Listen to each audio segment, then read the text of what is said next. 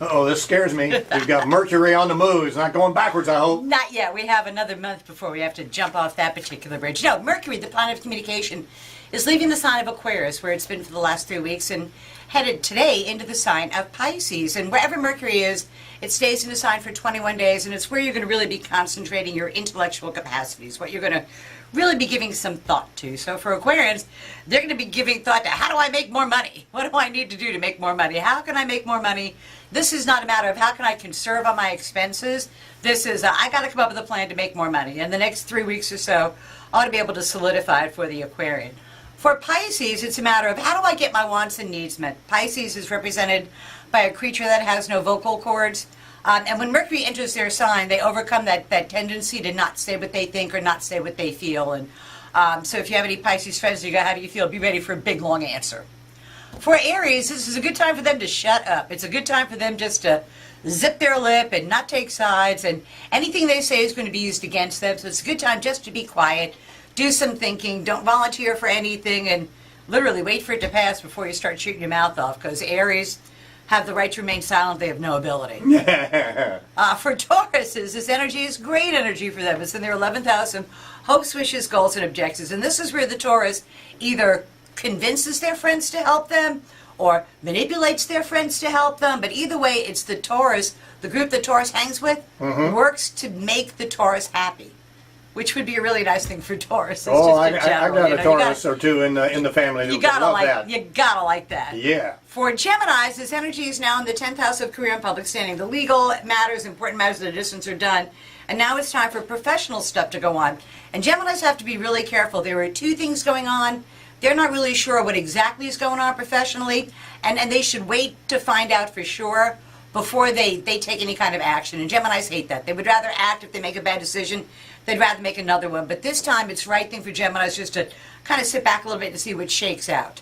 For Cancers, this energy is in the 9th house of law. Legal matters, educational matters, contracts, negotiations. Important matters at a distance go very, very favorably for the Cancer. The energy is very, very favorable all the way across the board for Cancer. For Leos, it's about the money, but it's about resources that you share with other people. It's not a matter of attracting new resources.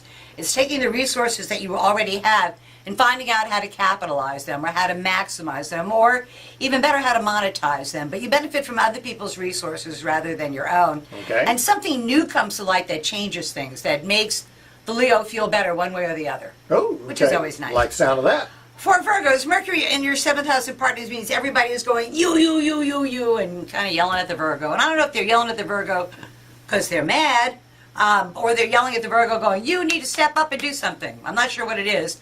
But I do know that outside forces are going to be pushing Virgo in a direction that the Virgo is a little bit loath to go in, and they should go in anyway because it's going to happen.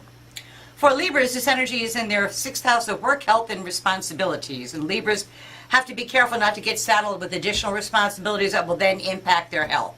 Because Libras have a hard time saying no, and they want everybody to like them, and part of that popular thing is you get volunteered for jobs you don't really want to do. So that's the other reason to always attend meetings, Libra, because the meeting you're not at, that's the one they're going to give you the job at. For Scorpio, this energy is in the 5th house of how can I be creative? How can I have fun? What can I fall in love with? And what thing can I do that I love that can bring me more money? Is really where Scorpio's the big focus this year is on making more money. And this is an opportunity for them to use younger ideas and opportunities to create something that could then end up making them more money. For Sagittarius, this energy is in the 4th house of home, and they need to solidify that foundation. There are repairs they need to do at home. There are things they need to do at home. There are two stories at home, neither one's the truth, and they need to kind of sort all that out and get to the bottom so they can smooth out the rough waters at home. And then for Capricorns, the last sign, it's in their 3rd house of day-to-day living. And the pace of their living picks up to warp speed. There's absolutely no dawdling involved. And they're going to have to work to stay out of the power curve because there's a lot going on. There's a lot going on in their day-to-day living. They've taken on a bunch of new tasks. Now they have to find a way to manage all of that. So that's tomorrow's news today for the 12 signs of the zodiac with Mercury, the planet of communication, going into the sign of Pisces. Sounded like pretty good news to me. I think it is. I like it. All the planets are forward and direct. Nothing's retrograde. So going forward, that's my motto. We'll see you next week. Do it again. Always a pleasure.